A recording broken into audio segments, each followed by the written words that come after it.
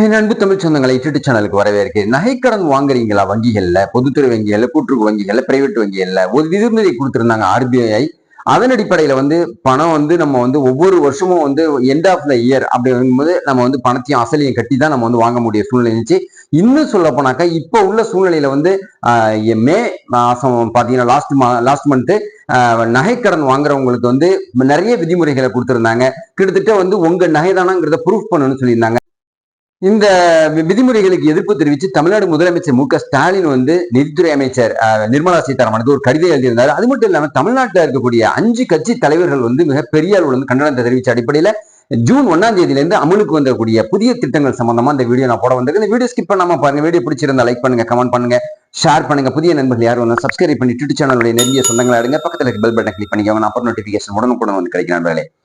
முக்கியமா பாத்தீங்கன்னு சொன்னா நகைக்கடன் வாங்குறவங்களுக்கு நிறைய விதிமுறைகளை ஆர்பிஐ கொடுத்துருந்துச்சு. அதை பாரத பிரதமர் ஆமோதிச்சாரு. என்னன்னு கேட்டீங்கன்னா, ஒவ்வொரு மாசமும் நீங்க நகைக்கடன் வாங்கினீங்கனாலும், ஒவ்வொரு 6 மாசத்துக்குள்ளே நகைக்கடன் வாங்கினீங்கனாலும் நீங்க குறிப்பிட்ட அமௌண்ட் தான் நீங்க வாங்க முடியும். கிட்டத்தட்ட 2.5 லட்சம் ரூபாய் உங்களுக்கு நகைக்கடன் வழங்கப்படும் சொல்லியிருந்தாங்க. உங்க நகைக்கான ஆதாரத்தை அவங்க கேட்டாங்க. பக்கத்து வீட்டுல வாங்கிட்டு வரக்கூடாது, யாருக்கிட்டையும் நீங்க நகையை வாங்கக்கூடாது. பூர்வீக நகையா இருந்துச்சுன்னாக்கா அதுக்கான ப்ரூஃபை நீங்க காட்டணும். அப்படி இல்லைன்னா நகைக்கடன் வாங்க முடியாது அப்படின்னு சொன்னதுக்கு அடிப்படையில முதலமைச்சர் மு.க.ஸ்டாலின் என்ன சொன்னாங்க கேட்டீங்கன்னா, பயிர்க்கடன் வழங்குறதுக்காக மத்திய அரசு நமக்கு தடை போட்டுக்கிட்டு இருக்காங்க அப்படின்னு சொல்லியிருக்காங்க. பயிர்க்கடன் சொன்னீங்கன்னா கூட்டுறவு வங்கிகள் நீங்க 1 லட்சம் ரூபாய் நீங்க நகைக்கடன் வச்சீங்கன்னு சொன்னீங்கன்னாக்கா கிட்டத்தட்ட உங்களுக்கு 2.5 பவுன் நகை நீங்க வச்சிருப்பீங்க. உங்களுக்கு வட்டி இல்லாத நகைக்கடன் கொடுத்தாங்க. அது மட்டும் இல்லாம ஒவ்வொரு ஆட்சி மாறும்போது, எலெக்ஷன் வரும்போதும் பயிர்க்கடனுக்கு தள்ளுபடி கொடுத்தாங்க. வரக்கூடிய 2026 பயிர்க்கடன் தள்ளுபடி கண்டிப்பா இருக்கும் அப்படின்னு சொல்லிட்டு தமிழ்நாடு மக்கள் நினைக்கிற அடிப்படையில பயிர்க்கடன் தள்ளுபடி கொடுக்காத அளவுக்கு மத்திய அரசு நம்மளை ஸ்டாப் பண்ணுது அப்படின்னு சொல்லிட்டு ஒரு ட்ரெண்டிங்கா போய்கிட்டு இருந்துச்சு. ஸோ நம்ம என்ன சொல்ல போறோம்னு கேட்டீங்கன்னா, நகைகளுக்கு பில்லு எதுவுமே தேவையில்லை அப்படின்னு சொல்லிட்டு எதிர்கட்சி தலைவர்களும் முதலமைச்சர் மு.க.ஸ்டாலினும் நம்ம நிர்மலா சீதாராமன் நிதியமைச்சருக்கு ஒரு கோரிக்கை வச்சிருந்தாங்க. அதன் அடிப்படையில இப்போ நகையின் மதிப்பீட்டுல 70% மே மாசம் வரைக்கும் லாஸ்ட் இயர்ல இருந்து கிட்டத்தட்ட 2024 டிசம்பர்ல இருந்து 2025 மே மாசம் வரைக்குமே கண்டிஷன் கொடுத்தாங்க. 70% நகை கொடுக்கலாம், உங்க நகைக்கான ப்ரூஃப் கொடுக்கணும்னு சொன்னாங்க. இப்போ 85% வரைக்கும் பணம் வழங்குறதுக்கு அனைத்து வங்கிகளுக்கு ஒரு சுற்றறிக்கையை ஆர்பிஐ அனுப்பியிருக்கிறாங்க. இதன் அடிப்படையில பேக்ரவுண்ட்ல யார் இருக்காங்கன்னு பாத்தீங்கன்னா, பிரதமர் இருக்காரு. அதுக்கு அடுத்தது பாத்தீங்கன்னா நிர்மலா சீதாராமன் நிதியமைச்சர் இருக்காங்க. இப்ப 2வது பாத்தீங்கன்னு சொன்னா, நகை மதிப்பீட்டுல 85% பணத்தை வாங்கிக்கலாம். நகைகளுக்கு எந்த விதமான நிபந்தனையும் நமக்கு தேவையில்லை. 2.5 லட்சம் வருமான வரிக்கு தேவையில்லை.